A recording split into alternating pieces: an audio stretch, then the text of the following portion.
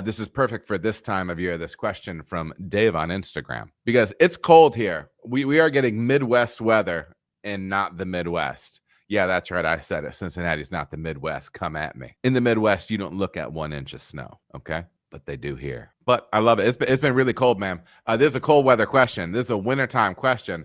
And it's wintertime for me, not for my Southern Hemisphere friends. But, Dave's got a question. We're brewing ales, and it's in the fermenter, and our warehouse is below 60 degrees F. All we have is a cold chiller that will go from 20 to 70, and we set it at 68. How do we keep it warm at 16 degrees? Will it naturally stay warm in the fermentation tank, or will it get colder based on the ambient temperatures outside? And how do you handle this situation in your brewery? Great question. Obviously, you want to ideally be able to drive your ambient temperature up. There are different ways of achieving that, but it's, getting additional heat in the room. All right. There's that. This is a challenge though, man. And it's happened in a few different ways, but this ambient temperature thing can be a tough one. And I've had issues with it. I think the larger your volume, the easier it's going to be to handle. If you're dealing with a 3-barrel fermenter or a 30-barrel fermenter, that 30-barrel fermenter is going to handle it much better than the 3-barrel fermenter due to the thermal mass, right?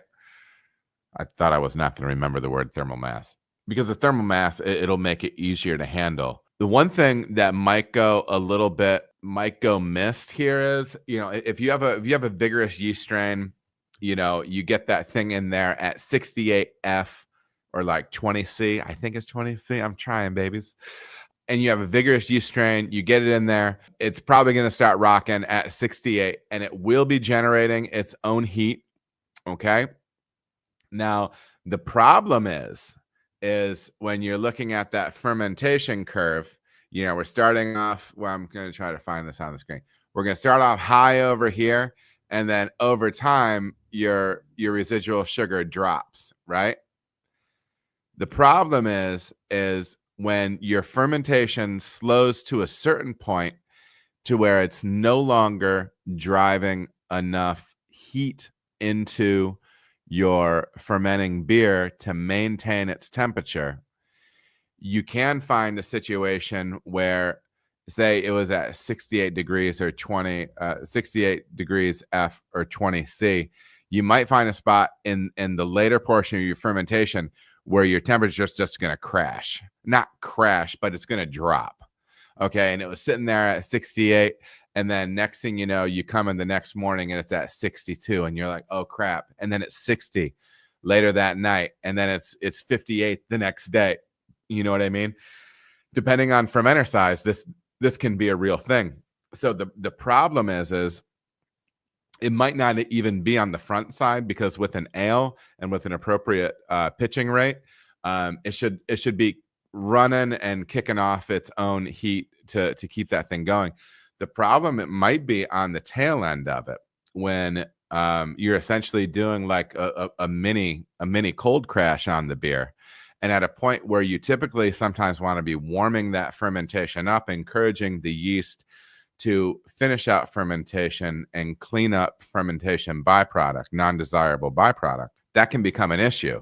So you've essentially done this soft crash, and you're kind of you're limiting your beer's ability to clean up after itself and to run a complete fermentation. That's tough. And I've seen that happen, and I've had to dump beers that's happened to in cold situations like this. It's a tough one, because I know you still gotta turn beer. It's hard. Some people will say, oh, well, they'll heat it up and run.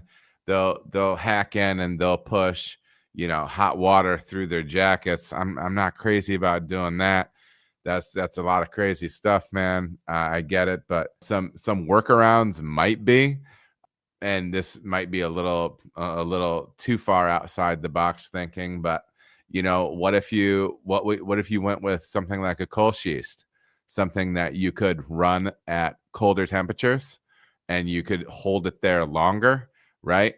And because it's a lower temp to begin with, maybe it won't crash it out as much comparatively, right? I don't know. That might be something. That might be an option. Yeah, it might be rough. Thankfully, we were able to get additional heat in the brewery when I've had that happen before, and that helped us work around it. Not a perfect answer for you, but at least it's some thoughts surrounding it. I appreciate the question, Dave.